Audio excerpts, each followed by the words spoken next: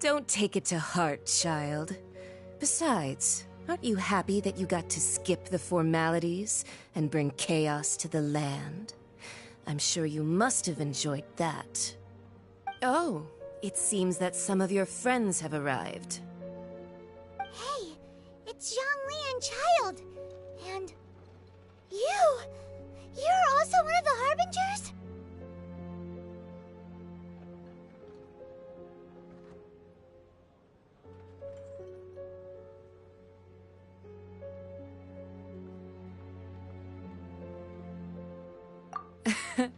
It's you two. I believe we've met once before. In the city of Bards, was it? I'm glad you still remember my name. Ah, right. I imagine that it must have been rather hard to forget watching helplessly as something precious was snatched away from your friend.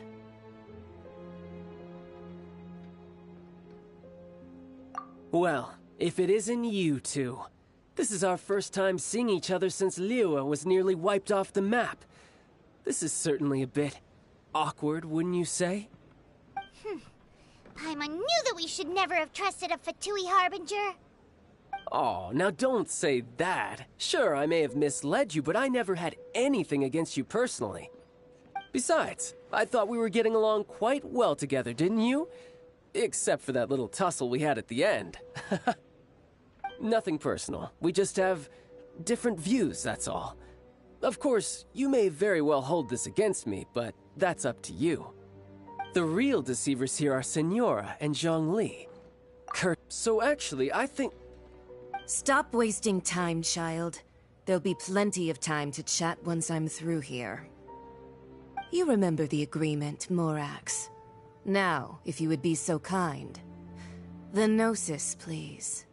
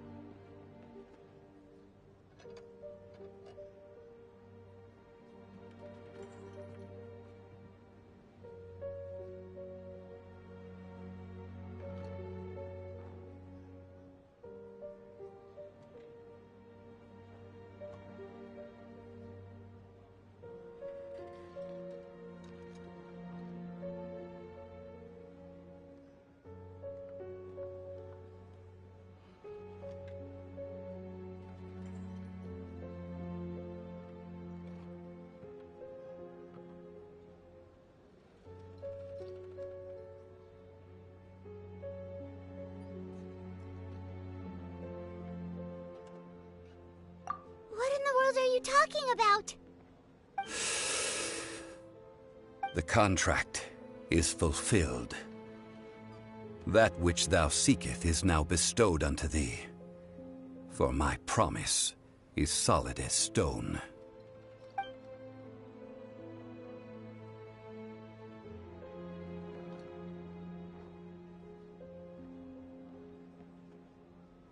How sanctimonious.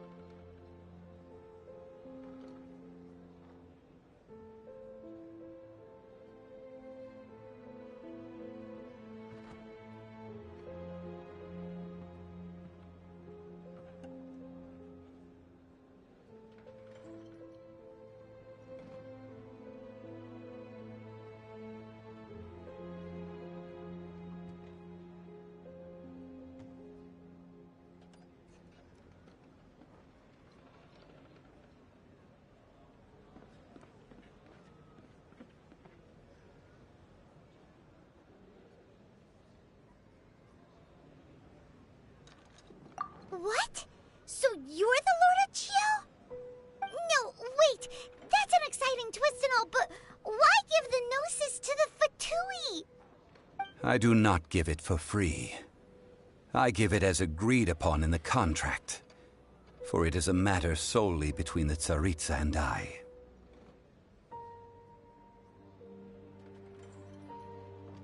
Yeah, you don't think you went a little bit too far with that whole fake death thing? Everyone was preparing the ceremony for you, and splat! This big dragon falls out of the sky, and all of Lyric goes into an uproar. Talk about a disaster. Gathering all the forces that had been bubbling behind the scenes, and then stirring them together in a pot that was bound to boil over. That's what he wanted to see, am I right? Wait, what? Perhaps it's best that I explain. As you know, I've dwelt upon this world for more than 6,000 years. It is now 3,700 years ago that I founded Liyue together with the Adepti. Even boulders that can withstand whirlpools will erode with the passing of time. I kept convincing myself that cracks had not begun to form, and that the end of my time had not yet come. Until one drizzly day, as I was strolling along the harbor, I heard a merchant tell one of his workers, "You finished your duties. Go ahead and call it a day." I stood motionless among the crowds, asking myself, have I already finished my duties? Oh, Zhongli. But as I began to consider relinquishing my divine role, I soon discovered that many reasons still remained to not hastily depart. Was Liyue, the city I had dwelt in for so long, already prepared to enter its next age? I decided that a test was needed in order to reveal the answer. So I feigned my own death, and gathered the cast of Child, the Adepti, and the Liyue Qixing to play their roles together on the stage that was Liyue.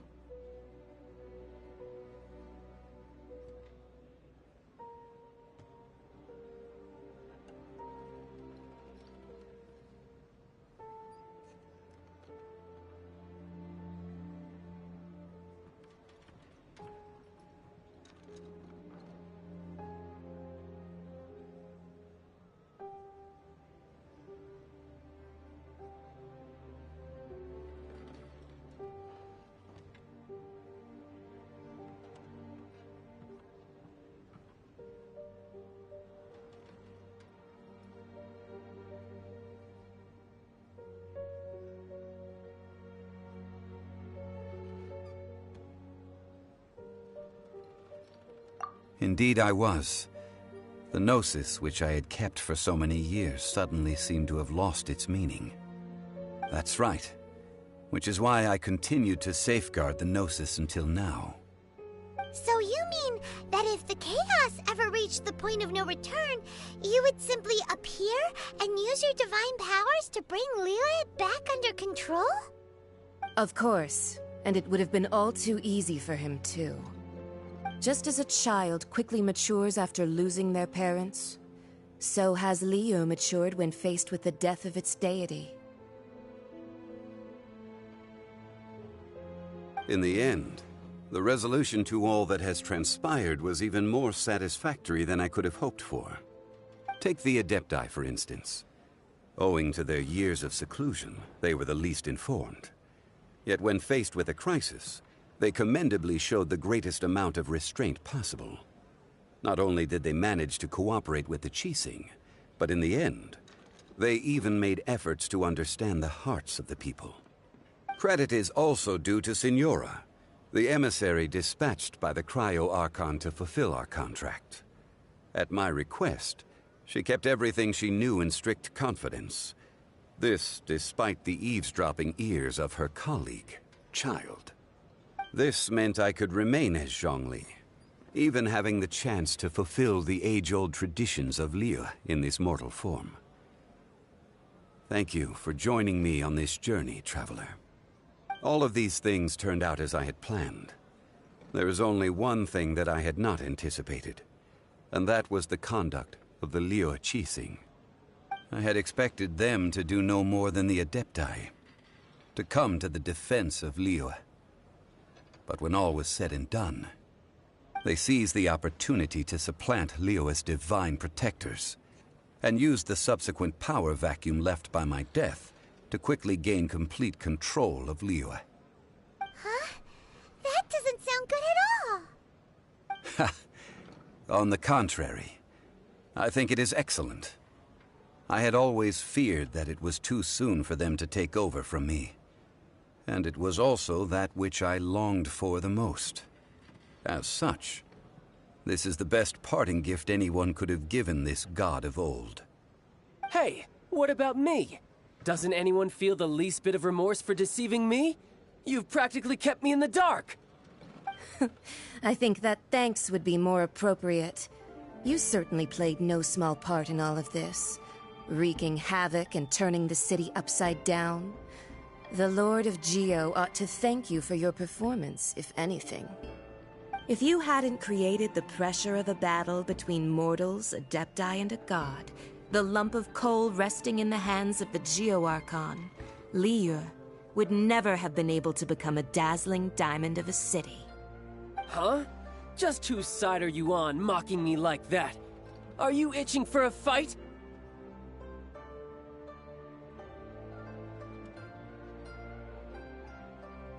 Be that as it may, you've come out of this as the hero of Liyue. I, on the other hand, will be forever prescribed as a disturber of the peace, no? Well then, with the Gnosis in my possession, I have no use for such idle chatter. We should return to Zapoljarny Palace and seek an audience with Her Majesty, the Tsaritsa. Come, child. Fine. I'll meet you there later. I'm not sharing a boat with the likes of you. Do as you wish.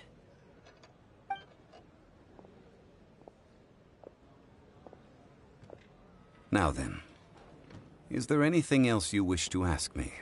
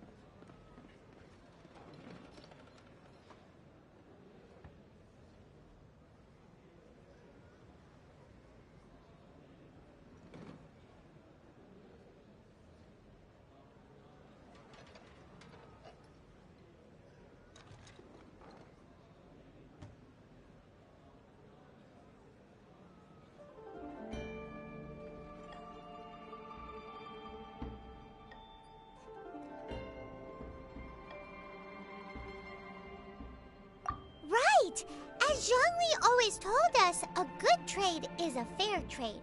Paimon has no idea what could be a good trade for a Gnosis. Realistically speaking, there is no such thing. Huh? However, I am the god of contracts. For thousands of years, I have made countless contracts. If the deal was of no benefit, then I certainly would not be inclined to agree to it. My agreement with the Cryo Archon will be the last of my contracts as the Geo Archon. My contract to end all contracts. As for the bargaining chip that the Tsaritsa used to balance the scales, uncover that answer for yourself in your future journeys.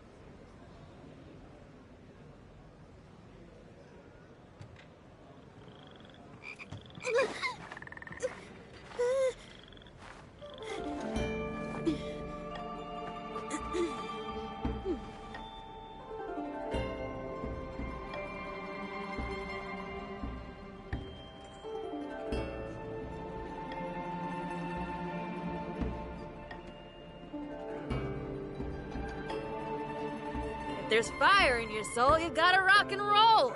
So come on, let's get moving.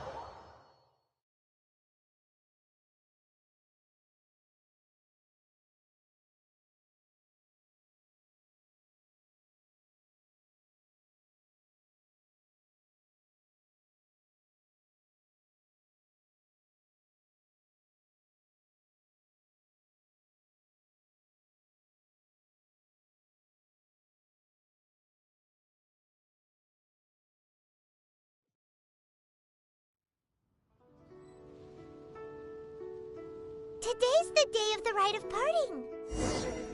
Although the star of the show is fake, we spent so much time trying to organize it, it would be a real shame not to go there now.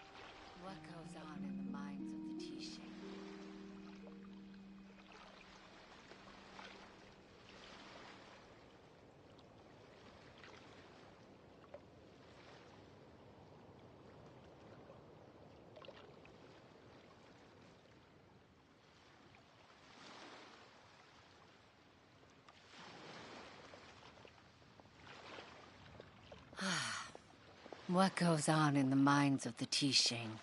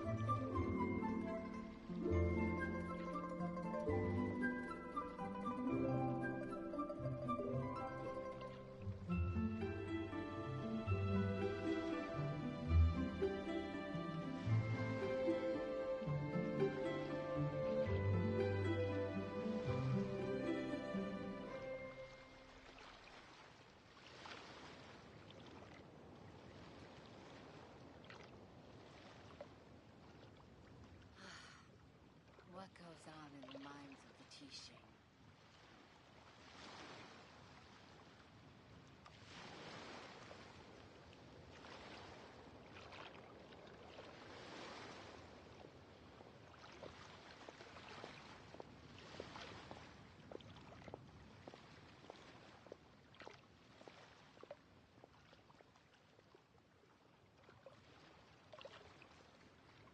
Rest assured, the Tixing's top priority is the people's welfare.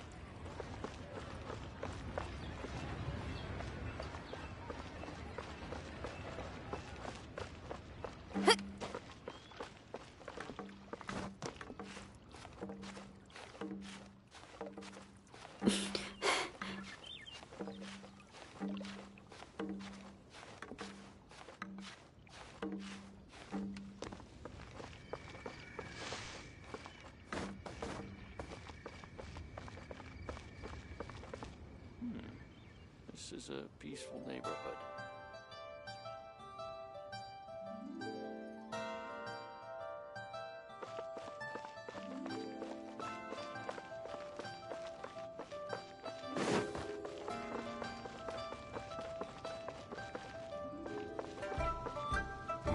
Well, since we're going through with this rite of parting, I guess it means that those rumors hit the nail on the head. So Rex Lapis is really... But they didn't catch the culprit, did they? Oh, come on. Do you think that the assassin could have been a normal person? You know what I think. I don't think any of the gossip on the streets you hear from those shady types is worth anything. There's only one real possibility in my mind. I've heard that the assassin was that Fatui fellow. Youngish, pretty high in rank. I think they called him Child. The Fatui? They certainly are very suspicious. Who knows what those greedy, crooked folks... Shh! Lower your voice. If the Fatui catch you in their sights, Rex Lapis won't be around to protect you this time.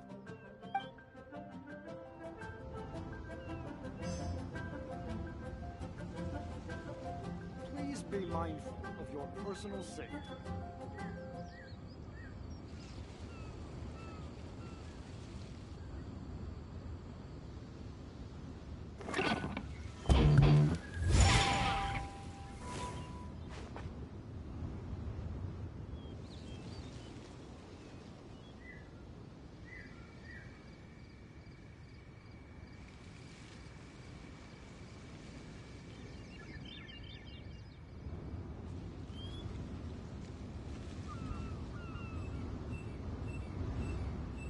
I just came up with an awesome new riff. Want to hear it?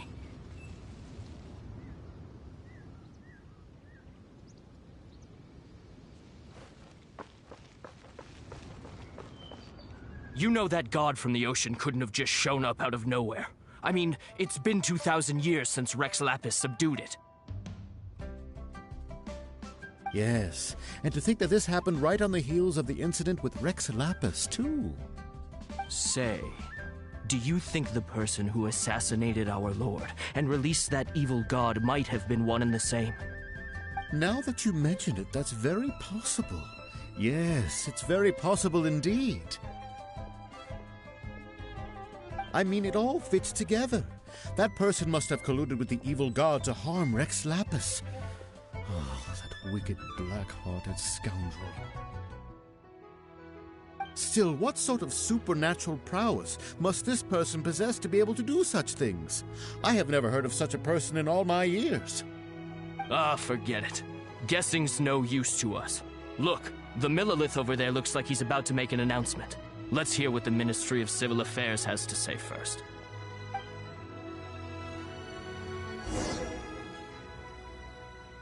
Please be mindful of your personal safety.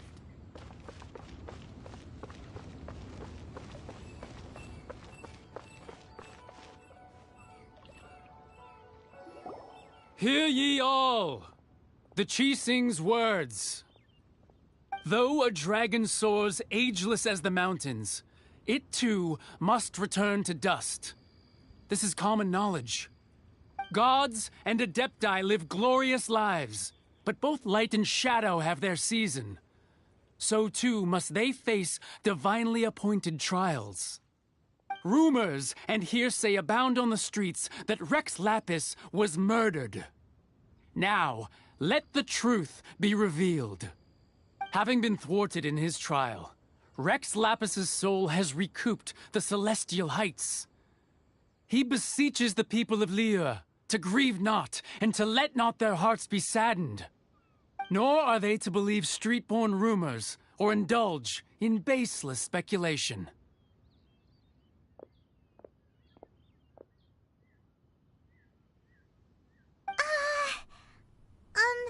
Paimon needs a translation on what the Qixing's announcement said.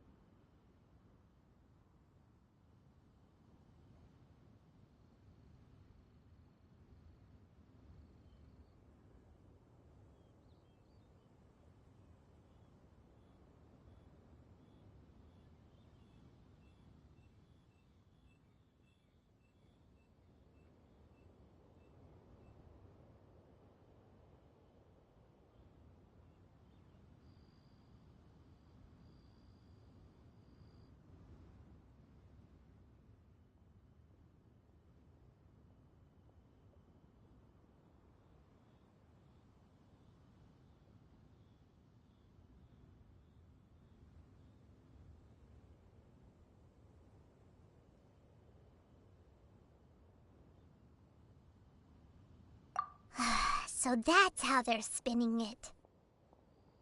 Something feels off. Why would they suddenly give up looking for the murderer? Not to mention how this excuse sounds like something they just made up on the spot. Could the Qixing already have known that Rex Lapis wasn't dead? But Zhongli said that neither they nor the Adepti knew anything. Did Zhongli tell them in secret after his gnosis changed hands?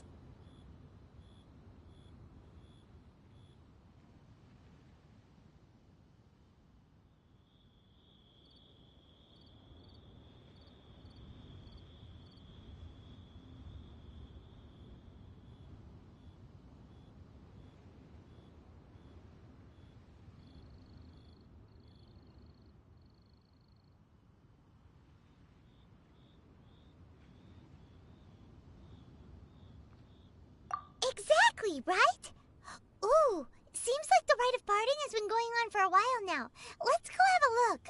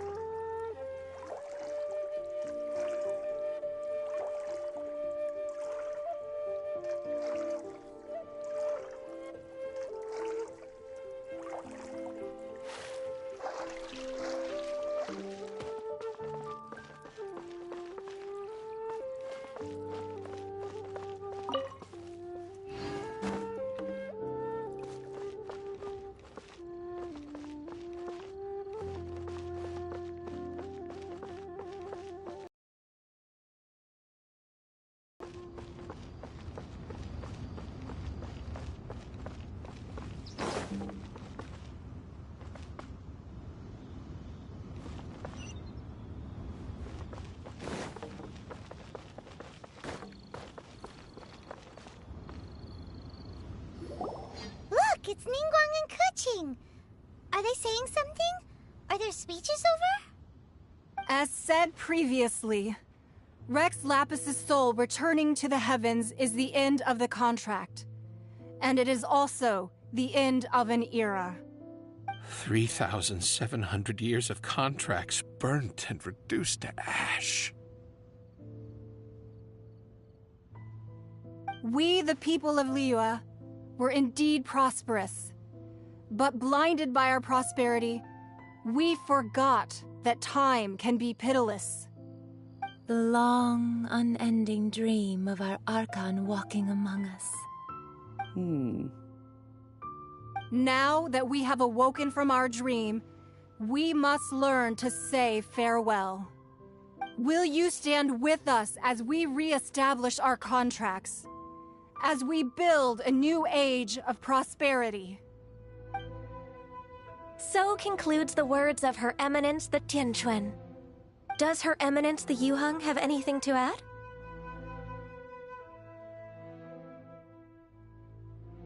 Huh? Is she looking this way? Traveler.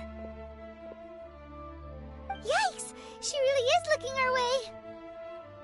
Is that the traveler who they say defeated the ancient god? So young. The Liyue Qixing always repay their debts. And as you have heard, our eyes see far and our reach is long. Name your price. You deserve that much. Whoa.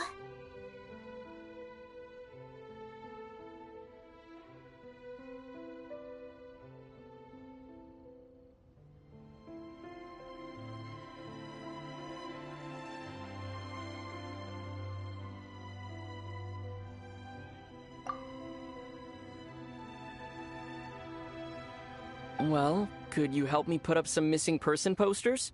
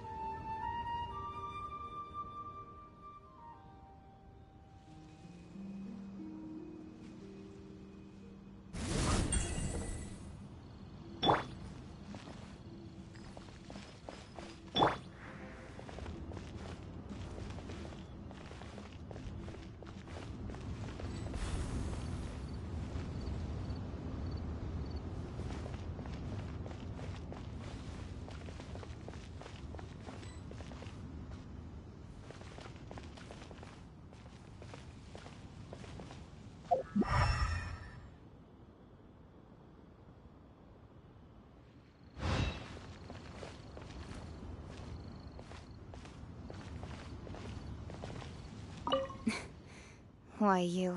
If you were looking for some...